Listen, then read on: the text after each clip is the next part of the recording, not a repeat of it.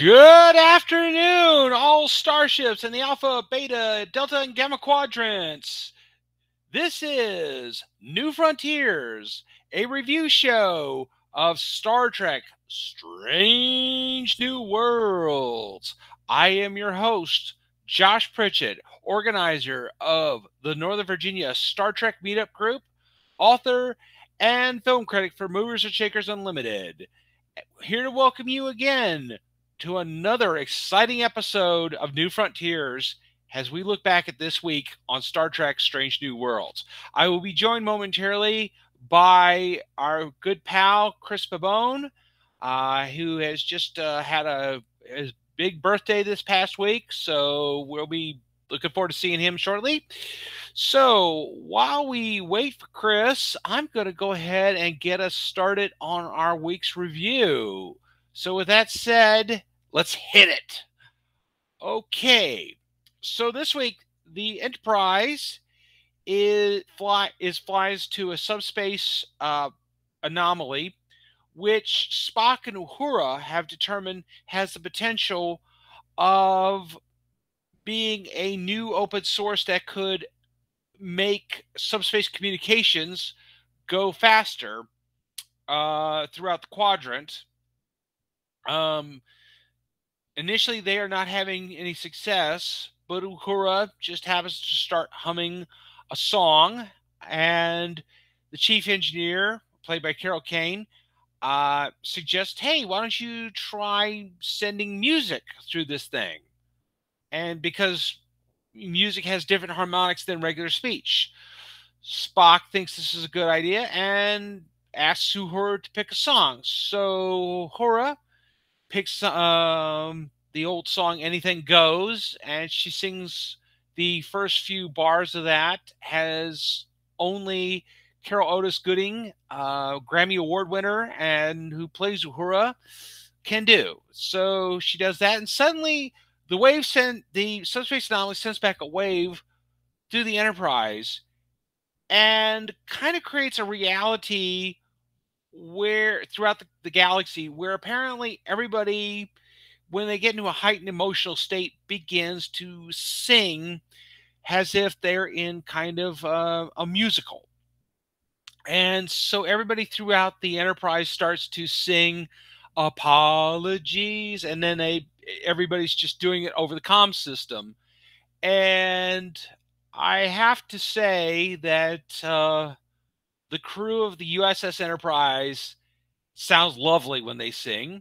Of course, this week, our old pal, Lieutenant James Tiberius Kirk, is rejoining the lineup, and this time he is going to be studying the ins and outs of being a first officer under Commander Una. And so they try to determine why it is exactly what's going on, and when they figure out that it is some sort of pocket reality where people sing, they have to sort of undo it. So they look at the subspace, the tactical display of the anomaly in the Enterprise, because the Enterprise is now tethered to it. So they realize it looks kind of like a zipper. So initially they come up with the idea, hey, let's try to zip the anomaly up. And during this, Una and Kirk kind of go into sort of a melody that's similar to Gilbert and Sullivan, which, if you remember back to Short Treks a couple of years ago, we found out that Una loves Gilbert and Sullivan, and in fact, she and Spock ended up singing a duet together on the turbo lift.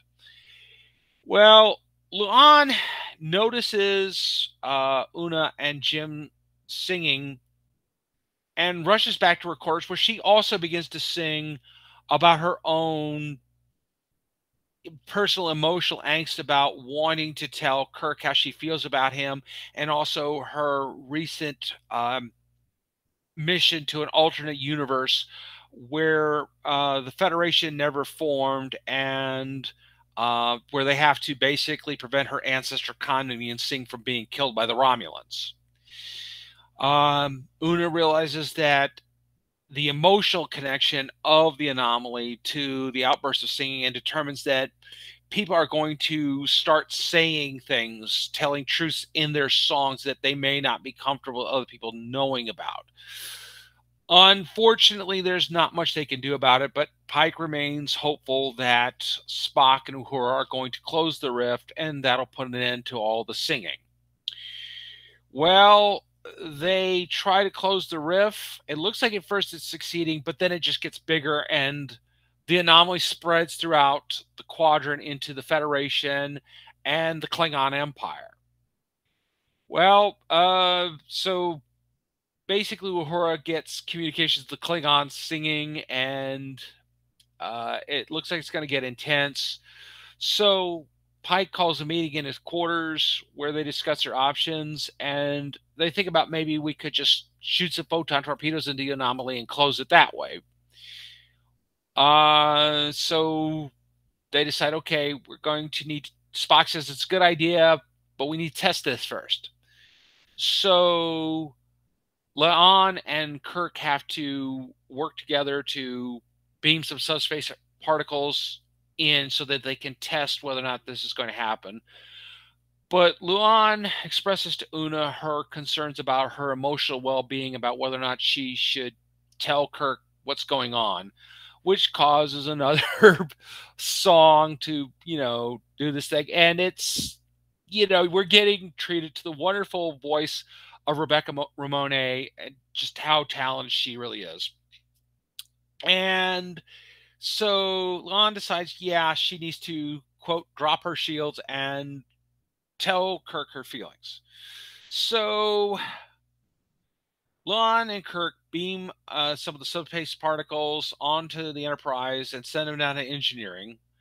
Lon's about to tell her feelings to Kirk when suddenly there's a small explosion that rocks the whole ship, and it turns out that, okay, if, in Spock's words, firing the torpedoes at the anomaly would be like dousing the anomaly in kerosene and lighting a match. It will blow up, and it will quite possibly destroy most of the Alpha Quadrant and a big chunk of the Beta Quadrant where the Klingon Empire resides.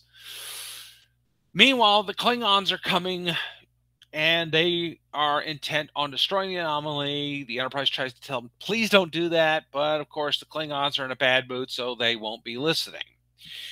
And it turns out also, on a side note, before I go any further, I should mention that the Klingon general in command is played by none other than the brilliant Bruce Horak, who, of course, we remember played Hemmer in season 1 of Strange New Worlds. Well, he's back, and this time he's playing a Klingon. So, the Klingons are on their way. Meanwhile, Chapel has gotten word from the Vulcan Science Academy that upon further review, they have decided to offer her the fellowship that she applied for a couple of episodes ago. This time, and she is ready to accept. So, Uhura and Spock determine that they have to find the right frequency to close down the anomaly. So they need to have somebody trigger a song. Well, they walk into the Enterprise's bar, and they find Christine and Kirk's brother George, and Ortega's having a mini celebration, which confirms to Spock that yes, Chapel did get the fellowship, but she didn't tell Spock, and he is distressed about that she has not told him this. Upon which she breaks into another song and dance, and Jess Bush, of course, lovely, amazing singer and dancer. And thank you to our friend Lily for reminding us that she loves Bruce Horak. Thank you, Lily, for tuning in today. We appreciate you. Lily, by the way, is a member of our Star Trek meetup, so thanks again. And in the meantime, the closing line of her song, basically Chapel indicates she's ready to let go of Spock at this point. Spock then turns, walks out of the bar. Uhura goes to find him in engineering, and Spock then breaks into the song where he refers to himself as the X. Now, of course, you first think the X as in EX, but then you realize that he's talking about like XY as in, mathematical calculus stuff. So Spock's unable to find a pattern to determine a frequency that will close down the rift and stop all the singing. But Uhura takes some readings and she finds what they need. And what they need is to get everybody on the Enterprise to sing together in one big melody closeout to get the frequency up to a certain level that they can then close the anomaly once and for all. So she tells Pike her discovery, and Pike decides to turn it over to her, proclaiming her to be the voice of the Enterprise itself, which, yes, Uhura is the voice of the Enterprise. She's the first voice we all hear. Anybody who's, communicating with the Enterprise hears. So, and she leads them into this really massive song. And everybody joins in. And then they realize they need to have more voices. So Pike says, "Uhura, hail the Klingons!" And the Klingons come up. And the Klingons are unable to resist. And they join in the melody. And they start dancing on their bridge. Honestly, Beyonce needs to hire these guys as her new backup dancers. I think I would happily pay $600 to go to a Beyonce concert. If we had Klingon backup dancers, that would be so awesome. Okay, so with the help of the Klingons, the Enterprise is able to close down the anomaly. And unfortunately, Spock and Chapel's relationship is beyond repair. However, Luan, even though she is disappointed that... Oh, I need to back up. I'm sorry. Luan does confess her feelings to Kirk. Unfortunately, Kirk tells her that he cannot commit, even though he does have feelings for her. He is in a relationship with somebody named Carol, and she is pregnant. So for fans of Star Trek, The Wrath of Khan, we kind of know how this is going to lead. That, of course, this is Dr. Carol Marcus, who is one of the creators of the Genesis device. Their son, David Marcus, is the co-creator of the Genesis device, and of course, we do know how that does turn out. So, on that note, the episode ends as we prepare to get ready for the season finale next week.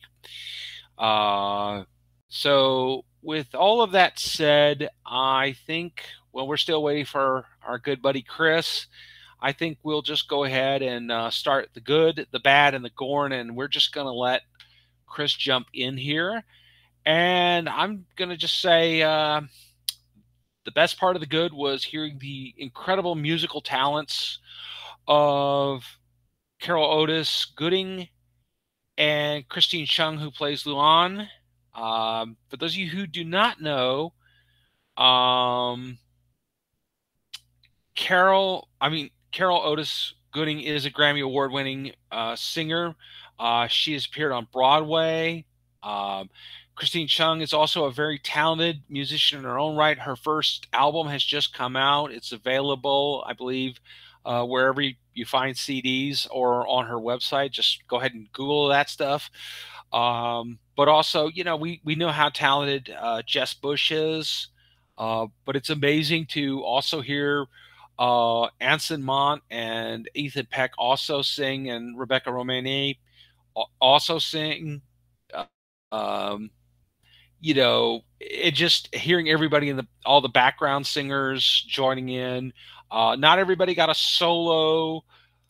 But I think the ones that did, obviously they furthered their characters. I think especially Spock, because I think we are throughout this going to see the seeds of things that we know are to come, like his relationship with Kirk and the other crew members of the Enterprise that will be joining us, I guess, throughout this series and going into the what we call them old scientists. TOS, the original series, for everybody who didn't watch the they cross over with Lower Decks. So we're going, we're obviously seeing that. We're also might be seeing some hints about, you know, why T'Pring broke up with him in the episode The Amok Time, why he chose to go full on Kolinar at the beginning of just before Star Trek the Motion Picture. Things like that. We're seeing a lot of Easter eggs about Spock's future, but we're also seeing a lot of Easter eggs about the future of Kirk. Is his relationship with Luan Noonien Singh part of his reason why he chose to banish Khan to City Alpha 5 instead of taking him and his cohorts back to a penal colony where, they could be contained by Starfleet?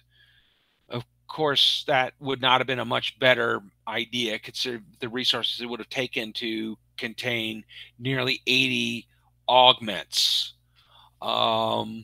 and keep them confined. I think that would have been a losing effort right there in and of itself. But write in and tell me what you all think about that. Meanwhile, I think other good things. I think Paul Wesley is really growing on me as a young James T. Kirk. He's definitely playing the character in a different way, which is what we want him to do. He's not William Shatner or Chris Pine. He's finding new ways to play this character. And it just speaks to the fact that, yes, Kirk and Spock are these iconic characters right up there with Hamlet, where you're going to have the great ones, the great characters be part of, other actors are going to come along and play them differently. And that is where we're at. This is more than just a franchise or trying to keep the franchise going. This is, in my opinion, where we're kind of at. We're estimating, we're going with characters that have become larger than life, that have joined this pantheon of huge characters, and you expect other actors to come along and bring their own takes to it. And certainly, I think that there are certain, maybe some toxic kind of feelings about William Shatner that some fans hold. And I think that Paul Wesley is playing it differently. So he's not as much of, the first two J.J. Abrams films, I felt like Chris Pine was more playing a parody of Kirk at times. And then the third movie, he's playing it the way he feels like it should be played. This one, Wesley is just playing it completely the way he wants to play it. And I'm sorry, there was another comment from Lily. Even Ethan is taking Spock in a more realistic journey for a younger Spock. Yes. Recently in an interview, Ethan Peck said that he's no longer relying on the things that Leonard Nimoy, or how Leonard Nimoy played Spock. He's doing his own thing and being true to the character. And I think, Leonard would obviously be very, very pleased about that. I think what Leonard did was fantastic, and I don't think we should ever forget that.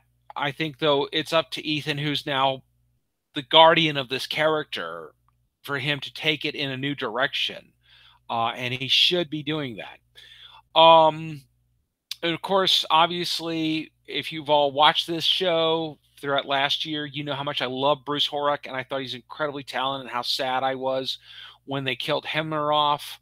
It was so nice to have him come back and play, even if he's just playing a different character for this episode. It was still really cool to see him. He's such a great actor. He's a real talent. He's somebody that is a real treat for Star Trek, and like all the rest of this amazing cast, he's a real treat to have. And I'm glad he came back, even if it was just for this. But that was great. And of course, just again, we've had Carol Otis Gooding carry a lot of episodes this season. She's just so amazing. I absolutely love her. I think Nichelle Nichols will be very proud of her. And her feet, and I think that she's doing such a great job really fleshing out Uhura's backstory. And getting to see her sing. And I mean, I knew going into this, the musical talents of so many of the cast members were just going to be amazing to watch. And I'm really glad it lived up to the hype again. I was so pleased with that. We are still, and yes, I agree, Lily. I'm very glad too. Um, we are still waiting on our pal Chris. I guess he will join us whenever he gets the chance to get in here. But we'll circle back for him when he comes. In the meantime, I'll just touch on some what I thought was bad.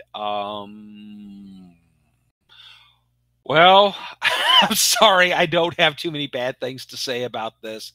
Um, I, you know, uh, no, I really, I just don't. And yes, Lily, you're correct. I don't know why I'm calling her Carol. It is Otis Gooding. I apologize, everybody, for mispronouncing that. I just defaulted to Carol. I must have been thinking about Carol Marcus, who is mentioned in the episode. Um,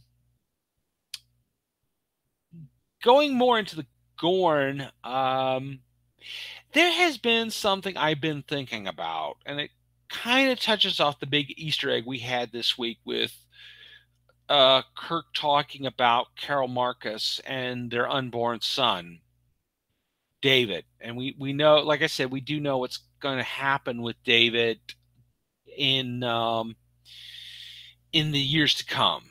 That he and Kirk are going to have a very strained relationship until just shortly before David's untimely death. Um, and it's a real difficulty between them. I was thinking about Star Trek Generations, the first TNG movie, and of course we have the whole thing where Picard and Kirk team up. And if anybody recalls that movie, Kirk talks about that he is going to change his past by proposing to this random woman, I can't even remember her name, that he wants to marry her. And I got to think, why didn't the writers of that movie think of Carolyn Marcus? Surely she has to be the great, the great true love. I mean, there are several other women I guess you could argue were Kirk's true love, but why not Carol Marcus? Why not bring that actress back for that scene? That could have been the great regret of Kirk's life right there, was that he never asked Carol to marry him. They never built that life together. He never got to see David grow up. I know at that point Merrick, the actor who played David, had passed away. He was a victim of HIV. Um, and he passed away before the filming of Generations. But it would have been great if they could have found a way to work him in. Being the great regret of Kirk's life is never seeing David grow up. Even if they just had like a little kid who had the same hair, curly blonde hair that actor had, kind of come running into the room to say, "Hey, Daddy," and that would have been a much more powerful scene. Instead, it's just, oh, it's some random woman. It's one of dozens of random women that we kind of got used to Shatner's version of Kirk, having a relationship with, and then going back off to explore the universe. I think that looking back 30 years later after Generations, I think that was a great missed opportunity in that film. Uh, Maybe Carol Marcus was no longer. Maybe the actress. I don't know. I think she was still alive as of the filming of Generations. If anybody out there knows, could just look up the cast of Star Trek II: The Wrath of Khan, and just scroll down and find her credit and see if she was still alive at that point. Or even if they could have just gotten a different actress to have played a younger version of Carol off William Shatner, that would have been good. Uh, Anyway, further going on with the Gorn, I would be remiss if I did not speak about the Gorn. I don't know how many people have gotten a chance to see this yet, but there was a 2-minute clip from next week's episode that dropped. And the Gorn are back, and apparently they may have Captain Patel. which is now going to put Pike in a very difficult situation because apparently the Gorn have been in some sort of negotiation with Starfleet, and they have created a boundary line, and it looks like Marie Patel might be on the other side of that boundary line, where the Gorn are declaring their own occupied space. So this is going to be a huge season finale. We have a lot of other things that we've talked about through this season with regards to what's going on. With Pike and with Starfleet Command. We mentioned that the Vulcan Admiral from this season's second episode, where Una was on trial for lying to Starfleet about being an augment. Is this going to play into that? It's a good question. So I'm going to just check comments again. And I think that it's going to be interesting to see what happens in next week's episode. I'm looking forward to it. I mean, I will obviously be getting up very early on Thursday morning when the episode drops to see what happens. I always seem to get up very early these days, every Thursday. So I will then be on, I guess, cold turkey after that until Lower Decks debuts, I think, in September. So as far as theories go, I think we're going to see a huge battle between the Enterprise and the Gorn. I'm hoping we rescue Captain Patel, but of course we have to find out her fate. We do know what is ultimately waiting for Pike down the road, where he is unable to avoid his fate, and that what's going to happen to him. It doesn't seem like he's told Patel, but I'm wondering if he's going to tell her. But the thing is, if he does tell her what's going to happen to him, what does that mean for Captain Patel? Well, we didn't see her in the two-parter, The Menagerie, at Spock's court-martial, or any indication that she conspired with Spock to help him get Pike on board the Enterprise so that Spock could take him to Talos 4. If you don't know what I'm talking about, sorry for the spoilers. I should have told you spoilers, but guys, that episode's been out for nearly 60 years. So if you haven't watched it, I highly recommend before the weekend's over, go find the TOS episode, The Menagerie Parts 1 and 2, if you want to get caught up on what awaits Captain Christopher Pike. Not to be cynical, it's quite an amazing episode. One of Roddenberry's personal best that he wrote. Also, I have a theory that someday, somehow, that Kirk guy, I think he will make captain. Not sure. Not sure which ship. But I think it's going to start with an E. No, I'm pretty sure I know what it is by now. So, okay, well, I do not know where Chris is. However, I just, we're coming up to everything I've got, except for one last thing. Chris, if you're watching today, I was really looking forward to wishing you a happy birthday. Don't worry, my friend, I will not torture you with, flying too close to a subspace anomaly and singing happy birthday to you. I will just say warmest regards, my friend. Sorry you weren't able to be here, but hey, look, it's your birthday weekend. And okay, the producers are telling me we'll just embarrass him next week. So yes, for those of you who don't know, it is Chris's 28th birthday. Very happy 28th to you, my friend, and I'll look forward to seeing you next week. As for me, you can still find my books, Bigfoot and Other Tales of the Supernatural, and The Adventures of Madison Brown, The Robot Repair Girl Chronicles, on both Amazon and Kindle. And I am also still the organizer of the Northern Virginia Star Trek Meetup Group.